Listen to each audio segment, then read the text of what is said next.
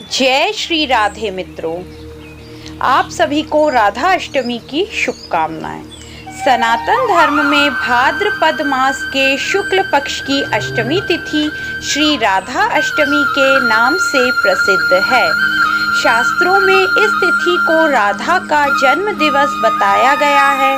राधा जी वृष भानु की यज्ञ भूमि से प्रकट हुई थी।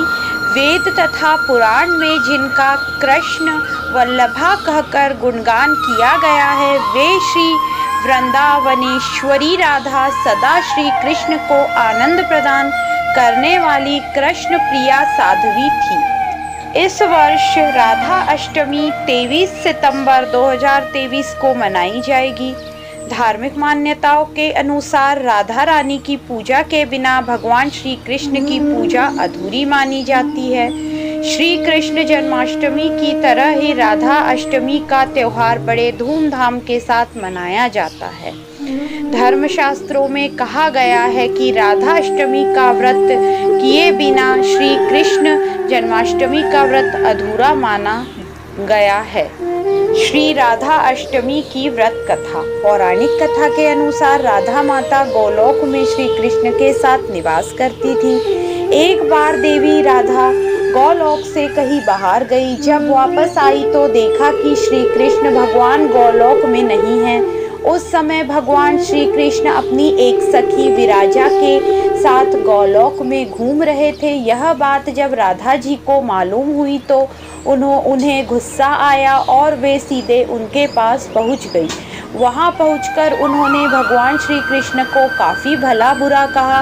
राधा जी का यह व्यवहार भगवान श्री कृष्ण के मित्र श्री दामा को बुरा लगा और उन्होंने राधा को पृथ्वी पर जन्म लेने का श्राप दे दिया।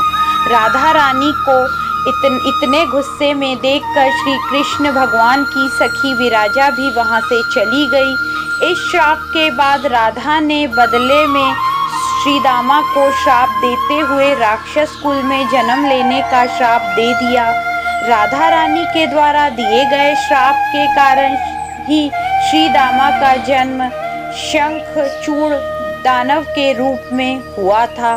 दानव के जन्म लेने के बाद भी भगवान विष्णु का अनन्य भक्त बना। वही दूसरी ओर राधा रानी ने भी पृथ्वी पर वृषभानु के घर पुत्री के रूप में जन्म लिया। लेकिन राधा रानी वृषभानु जी की पत्नी देवी कीर्ति के गर्भ से नहीं जन्मी थी। दरअसल जिस समय श्री दामा और राधा रानी ने एक दूसरे को श्राप दिया था, तब भगवान श्री कृष्ण ने राधा रानी से कहा कि आपको पृथ्वी पर देवी कीर्ति और वृषभानु जी की पुत्री के रूप में रहना है।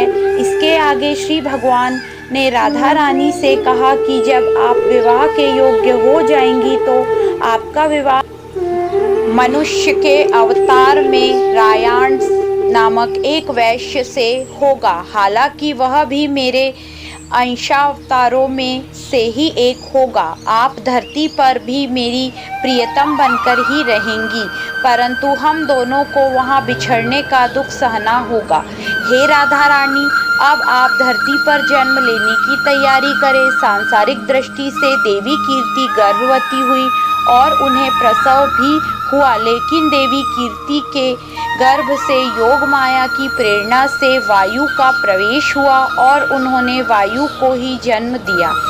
जब वह प्रसव पीड़ा से गुजर रही थी, उसी समय वहां देवी राधा रानी एक प्यारी सी कन्या के रूप में प्रकट हो गई। जिस दिन राधा रानी प्रकट हुई वह भाद्रपद शुक्ल पक्ष की अष्टमी का दिन था। इसलिए भाद्रपद शुक्ल पक्ष की अष्टमी को राधा रानी अष्टमी के रूप में जाना जाता है। इस दिन भगवान श्री कृष्ण और राधा रानी की पूजा की जाती है। इस व्रत को करने से हमें सभी सांसारिक सुख आनंद प्राप्त होते हैं। मान्यता के अनुसार इस व्रत को करने से धन की कभी कमी नहीं आती और घर में बरकत बनी रहती है। जय श्री राधे, जय श्री कृष्ण।